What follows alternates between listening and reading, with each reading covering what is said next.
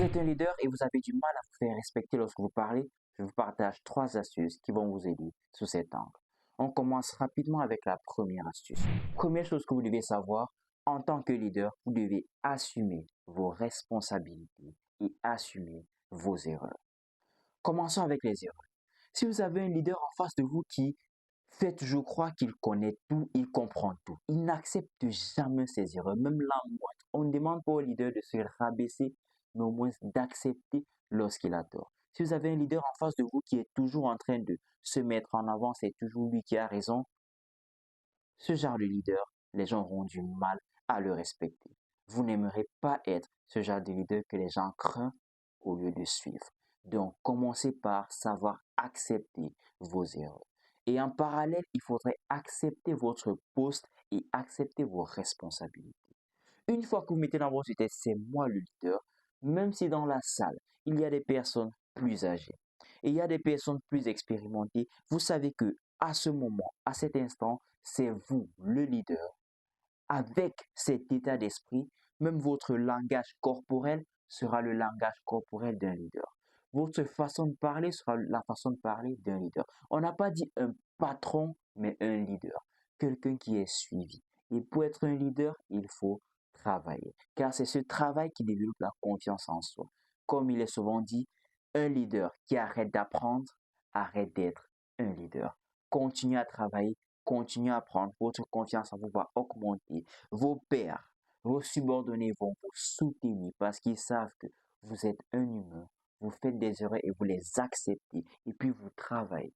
Quand ils voient quelqu'un qui accepte ses erreurs, ils voient quelqu'un qui travaille, ça leur montre que là, c'est quelqu'un à qui ils peuvent avoir confiance. C'est quelqu'un vers qui ils peuvent s'ouvrir lorsqu'ils ont des difficultés et là, ils vont vous suivre, peu importe la situation. Ça, c'était le premier point. Deuxième chose, si vous voulez parler et vous faire respecter, apprenez à parler dans l'intérêt général. Aucun leader, aucun grand leader en tout cas, ne parle dans son intérêt. Copions l'exemple des présidents. Qu'un président veut s'adresser à la nation, c'est toujours dans l'intérêt de la nation. C'est toujours dans l'intérêt du peuple.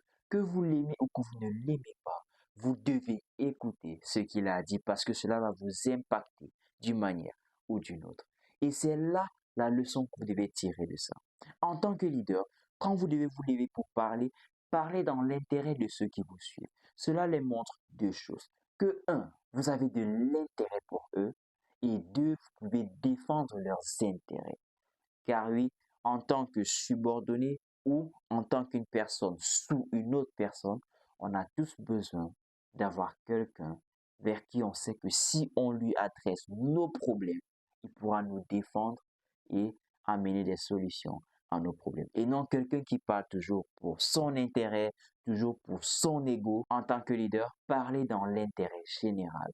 Restez concis et mêlez-vous uniquement de ce qui vous concerne. En d'autres termes, de ce qui concerne ceux avec qui vous travaillez et arrêtez de parler uniquement dans votre intérêt car cela est égoïste et cela fait en sorte que les gens ont du terrain pour vous juger, pour vous critiquer, pour vous comparer et aussi ils s'en foutent de vous que vous parlez ou pas.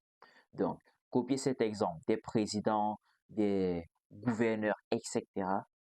Et cela va beaucoup changer votre style de leadership. Et en dernier, le respect étant quelque chose de mutuel, si vous voulez que les gens vous respectent, vous devez commencer par respecter leur vision, leur façon de voir les choses, leur culture, leurs projets, leurs rêves.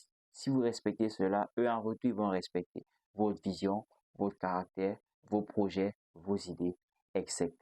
Le respect, ça se donne et ça se reçoit. Comme le disait l'oncle de Spider-Man. Ce type, ce Flash Thompson, a probablement mérité ce qui lui est arrivé. Mais le fait que tu sois capable de le battre ne te donne pas le droit de le faire. Ne l'oublie pas, un grand pouvoir implique de grandes responsabilités. Alors, la responsabilité est la vôtre de faire en sorte que les gens vous respectent.